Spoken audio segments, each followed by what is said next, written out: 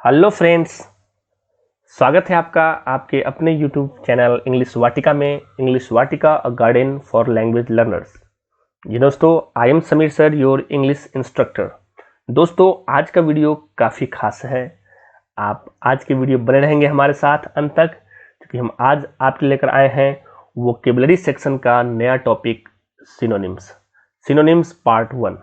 दोस्तों, vocabulary section में हम लोगों ने पहला टॉपिक जो पढ़ा था इडियम्स एंड फ्रेजेज, जिसके कुल 10 पार्ट हम लोगों ने पढ़े और उसमें 100 इडियम्स एंड फ्रेजेज को सीखा। दोस्तों, उसी क्रम को आगे बढ़ाएंगे हम लोग सिनोनिम के साथ। तो आज का ये वीडियो पार्ट 1 है। इसी तरह से हम इसके भी पार्ट 10 तक अध्ययन करेंगे। तो बने रहेंगे इस वीडियो के अंत तक, क्योंकि इस वीडियो में सिनोनिम्स के बारे में आपको काफ़ी इंपॉर्टेंट इन्फॉर्मेशन दिया जाएगा और आज के नए 10 सिनोनिम्स भी पढ़ाए जाएंगे। तो उम्मीद करता हूं कि आप बने रहेंगे। चलिए दोस्तों, शुरू करते हैं सिनोनिम्स। सिनोनिम यानी पर्यायवाची शब्द। ये दोस्तों, सिनोनिम का हिंदी अर्थ पर्यायवाची शब्द होता है। इसको समानार्थी शब्द भी कहते हैं। सिनोनिम का डिफिनेशन है, a synonym is a word that has the same or nearly the same meaning as another word. ये दोस्तों, पर्यायवाची शब्द जो एक ऐसा शब्द होता है जिसका अर्थ दूसरे शब्द के समान या लगभग समान होता है। यह दोस्तों, जब कभी कोई शब्द दिया रहे और उसके जैसा कोई दूसरा शब्द उसी के अर्थ वाला दिया रहे, तो दोनों एक दूसरे का सिनोनिम होता है, यानी पर्यायवाची होता है। बचपन में हम लोगों ने पर्यायवाची शब्द बहुत याद किए हैं। तो आज हम लोग देखेंगे इंग्लिश में सिनोनिम। एग्जाम्पल है दोस्तों, फास्ट। फास्ट का सिनोनिम क्विक है। दोनों का सेम अर्थ होता है, तेज। अगला एग्जाम्पल है बैड। बैड का सिनोनिम नेस्टी यानी बुरा। दोनों का अर्थ बुरा या खराब होता है। अगला वर्ड है गुड, और गुड का सिनोनिम फाइन है। आप तो इसका अर्थ जानते ही हैं, अच्छा। यह दोस्तों, तो इस प्रकार के दो एक समान अर्थ वाले शब्द आपस में क्या होते हैं? सिनोनिम होते हैं, यानी पर्यायवाची शब्द होते हैं। इसको हम ऐसे समझते हैं, व्हेन वर्ड्स और phrases have the same meaning we say that they are synonymous of each other. यानी जब कोई शब्द या वाक्यांश अगर आपस में सेम मीनिंग रखते हो, ये दोस्तों समान अर्थ रखते हो, तो हम कहते हैं कि वे दोनों आपस में क्या है? एक दूसरे क्या है? सिनोनिमस है, यानी पर्यायवाची है। यह दोस्तों, तो दो शब्द जब आपस में एक जैसा अर्थ रखेंगे तो वो कहलाएंगे पर्यायवाची शब्द। दोस्तों, सिनोनिम जो होते हैं, पार्ट्स ऑफ स्पीच में से 4 पार्ट्स ऑफ स्पीच के सिनोनिम होते हैं। याद रखेंगे दोस्तों, synonym exist as the flowing parts of speech, यानी निम्नलिखित पार्ट्स ऑफ स्पीच के सिनोनिम होते हैं। तो कौन कौन से पार्ट्स ऑफ स्पीच है वो देखते हैं। पहला पार्ट्स ऑफ स्पीच नाउन्स है। इन नाउन्स के सिनोनिम्स हो सकते हैं, टीचर नाउन है और इसका सेम यानी सिनोनिम एजुकेटर। दोनों का अर्थ शिक्षक होता है, यानी शिक्षा देने वाला होता है।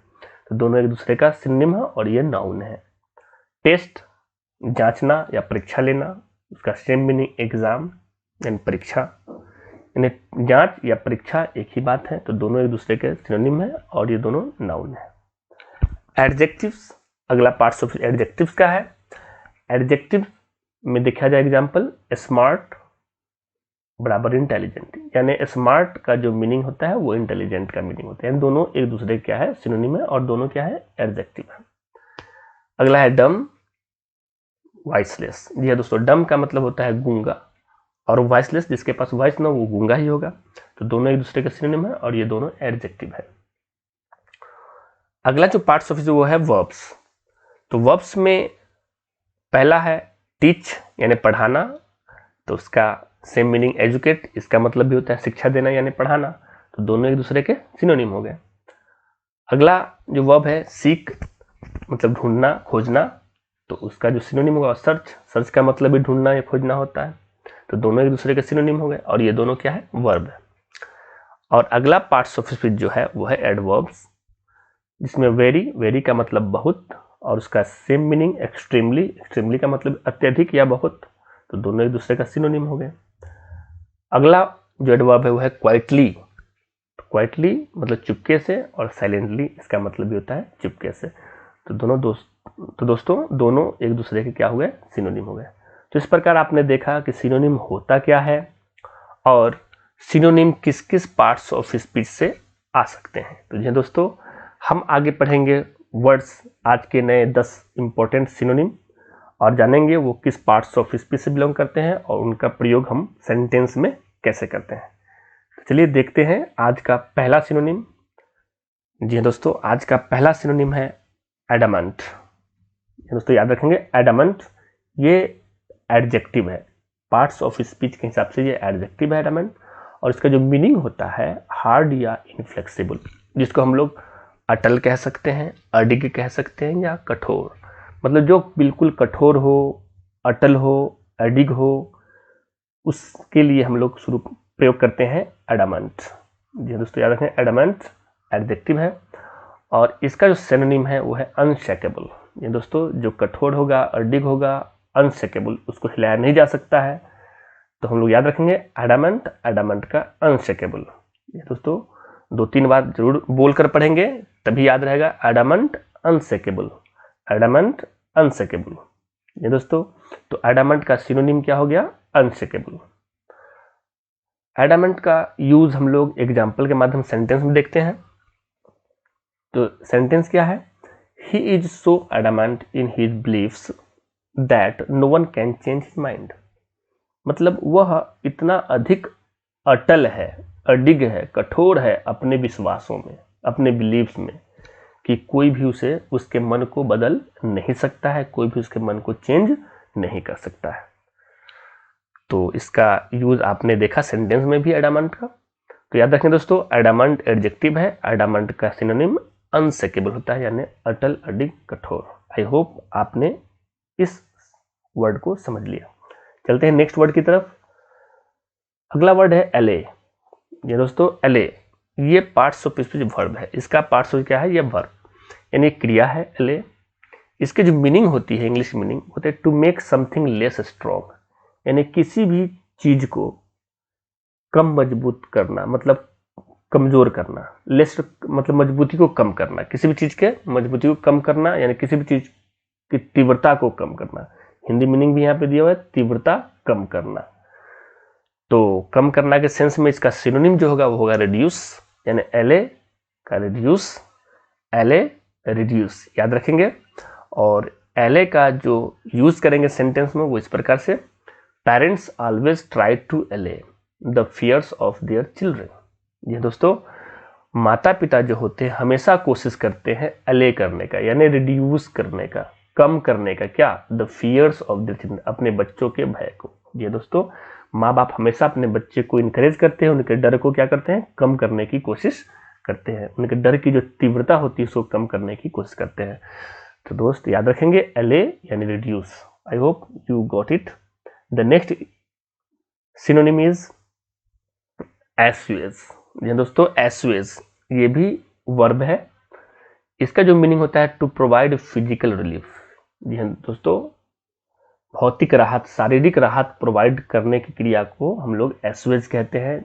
जैसे हम लोगों को अगर कुछ फिजिकल प्रॉब्लम है तो कम होगा, उसको शांत करने के लिए हम लोग एस्यूएज शब्द का प्रयोग करते हैं, यानी इसकी हिंदी मीनिंग शांत करना या कम करना होता है। और एस्यूएज का जो सिनोनिम है वो है रिलीव। तो याद रखेंगे, एस्यूएज रिलीव, एस्यूएज रिलीव। देखते हैं दोस्तों एग्जाम्पल क्या है। Aspirin, aspirin will assuage your headache. ये दोस्तों एस्पिरिन एक दवा का नाम है, मेडिसिन है। तो एस्पिरिन क्या करेगा? कम करेगा या शांत करेगा किसके? आपके सर के दर्द को। तो यदि फिजिकल रिलीफ मिलेगा हमको एस्पिरिन लेने से, तो उससे कम होगा हमारा हेडेक, तो हम लोग यूज किए एस्यूएज, यानी aspirin will assuage your headache. Aspirin आपके सर दर्द को कम करेगा या शांत करेगा। तो याद रखेंगे एस्यूएज यानी रिलीव। नेक्स्ट सिनोनिम है एलिविएट। ये दोस्तों एलिविएट, एलिविएट भी एक वर्ब है। ये दोस्तों याद रखें, एलिविएट भी क्या है? एक वर्ब है। और इसका जो मीनिंग होता है to make something less painful, यानी दर्द को हल्का करना, दर्द को कम करना। इसके लिए हम लोग एलिविएट का सेंस करते हैं। तो एलिविएट का जो सिनोनिम होगा वो होगा mitigate. Alleviate, mitigate, alleviate, mitigate. Example देखते हैं। सम पीपुल बिलीव दैट, कुछ लोग विश्वास करते हैं कि सेंट्स आर बॉर्न यानी साधु लोगों का जो जन्म होता है वो किस लिए होता है? To alleviate the pain and the misery of mankind, यानी मानव जाति के दुखों और दर्दों को कम करने के लिए, हल्का करने के लिए जन्म होता है। किनका? साधु और सन्यासियों का। ये दोस्तों, तो टू एलिविएट याद रखेंगे, एलिविएट, मिटिगेट, एलिविएट, मिटिगेट, बिल्कुल आसान है याद रखना, हल्का करना या कम करना। चलते हैं नेक्स्ट सिनोनिम की तरफ। अगला जो सिनोनिम है एक्रीमोनियस। ये दोस्तों एक्रीमोनियस ये एडजेक्टिव है, एक्रीमोनियस एडजेक्टिव है। इसकी जो मीनिंग होती है बिटर इन स्पीच और बिहेवियर, यानी व्यवहार में या बोलचाल में क्या? बिटर, कटु होना, कड़वा होना, तीखा होना। तो जब हम अपने बातचीत में तीखा या रूखा व्यवहार करते हैं या बोलचाल में रूखा व्यवहार करते हैं तो उस सेंस में एक्रोमोनियस वर्ड का हम लोग यूज करते हैं, एक्रीमोनियस, जिसका हिंदी होता है कटु या तीखा। दोस्तों एक्रीमोनियस जो शब्द है उसका जो सिनोनिम है वो है सार्कास्टिक, यानी acrimonious sarcastic, acrimonious sarcastic. Example है आफ्टर एन एक्रीमोनियस डिबेट, यानी तीखे डिबेट के बाद, आफ्टर एन एक्रीमोनियस डिबेट, वाद विवाद, डिबेट का मतलब वाद विवाद या बहस होता है, तीखे बहस के बाद द प्रपोजल वाज एक्सेप्टेड, यानी प्रस्ताव को स्वीकार कर लिया गया। जी दोस्तों, प्रस्ताव को स्वीकार करने से पहले खूब बहस हुआ, दोनों पार्टी ने एक दूसरे, डिबेट हमेशा दो पार्टी में होती है, दोनों पार्टी में तीखा बहस चला और उसके बाद प्रपोजल क्या गया? एक्सेप्ट कर लिया गया। तो तीखा बहस यानी व्यवहार या इस बोलचाल में अगर हम कटुता का प्रयोग करते हैं, तीखा प्रयोग करते हैं तो हम लोग एक्रीमोनियस का यूज करते हैं। तो याद रखेंगे एक्रीमोनियस सार्कास्टिक, एक्रीमोनियस सार्कास्टिक। अगला जो शब्द है वो है अटॉन। ये दोस्तों अटॉन, अटॉन यानी वर्ब है ये। अटॉन की जो मीनिंग होती है वो होती है to make amends for former misdoings, यानी पहले किए गए गलत कार्यों को सुधारना, यानी उसके लिए प्रायश्चित करना। ये दोस्तों अटॉन का अर्थ होता है कुछ गलत किए गए कामों का प्रायश्चित करना, और इसका सिनोनिम एक्सपिएट है। तो याद रखेंगे अटॉन एक्सपिएट, अटॉन एक्सपिएट। एग्जाम्पल देखते हैं, you must atone for the injustice you have done to the innocent people. ये दोस्तों आपको प्रायश्चित करना चाहिए फॉर द इनजस्टिस, उस अन्याय के लिए जो आप लोगों ने, आपने किया था, किसके किया है, किसके ऊपर? इनोसेंट पीपल के ऊपर, मतलब निर्दोष लोगों के लिए किए गए अन्याय के लिए आपको क्या करना होगा? प्रायश्चित करना चाहिए। तो यू मस्ट अटॉन, आप अवश्य प्रायश्चित करें फॉर द इनजस्टिस, उस अन्याय के लिए जो आपने किया है इनोसेंट पीपल के ऊपर, यानी निर्दोष लोगों के ऊपर। तो याद रखेंगे अटॉन एक्सपिएट, अटॉन एक्सपिएट, प्रायश्चित करना। Next idiom is, sorry idiom नहीं, हम लोग याद है इडियम, अभी हम लोग सिनोनिम पढ़े। तो अगला सिनोनिम आपका है एब्ज्योर। एब्ज्योर का मतलब होता है to give up a belief और एन एक्टिविटी। ये दोस्तों किसी विश्वास को त्याग देना, छोड़ देना, या किसी काम को छोड़ देना या त्याग देना, उस सेंस में हम लोग यूज करते हैं एब्ज्योर का। एब्ज्योर एक वर्ब है और इसका जो सिनोनिम है वो है रिलिंक्विश। ये दोस्तों दोनों का सेम मीनिंग है, त्यागना और छोड़ देना। तो एब्ज्योर रिलिंक्विश, एब्ज्योर रिलिंक्विश याद रखेंगे। एग्जाम्पल है, you must abjure your sinful acts, आपको अपने पाप वाले कृत्यों को छोड़ देना चाहिए, त्याग देना चाहिए। सिनफुल एक्ट्स यानी पाप करने वाले जो कार्य होते हैं उसको क्या करना है? एब्ज्योर करना है, रिलिंक्विश कर देना है, छोड़ देना है। तो याद रखेंगे एब्ज्योर रिलिंक्विश। अगला जो सिनोनिम है वो है एडज्योर। ये दोस्तों पहले था एब्ज्योर, अब है एडज्योर, बी और डी का अंतर है, याद रखेंगे।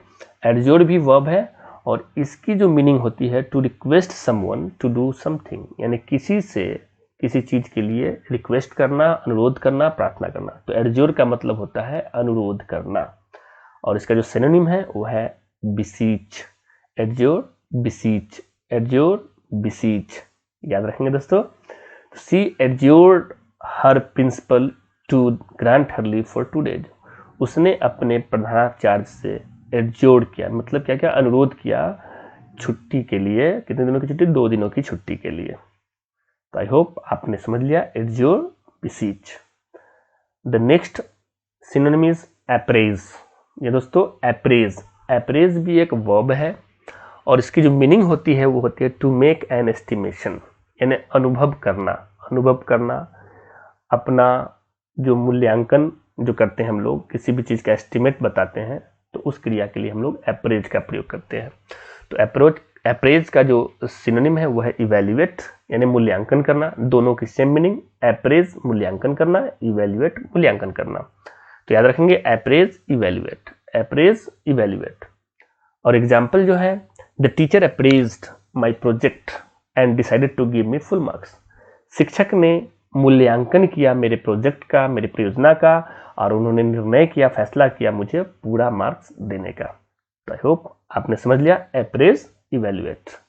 And the last synonym is affluence. दोस्तों ये नाउन है, एफ्लुएंस नाउन है, और इसकी जो मीनिंग होती है वो होती है the state of having a lot of wealth और प्रॉपर्टी, यानी वैसी स्थिति जिस स्थिति में बहुत ज़्यादा धन हो, संपत्ति हो, यानी अमीरी हो या समृद्धि हो। ये दोस्तों एफ्लुएंस का जो मीनिंग होता है अमीरी या समृद्धि, जिसको हम लोग प्रोस्पेरिटी भी बोलते हैं।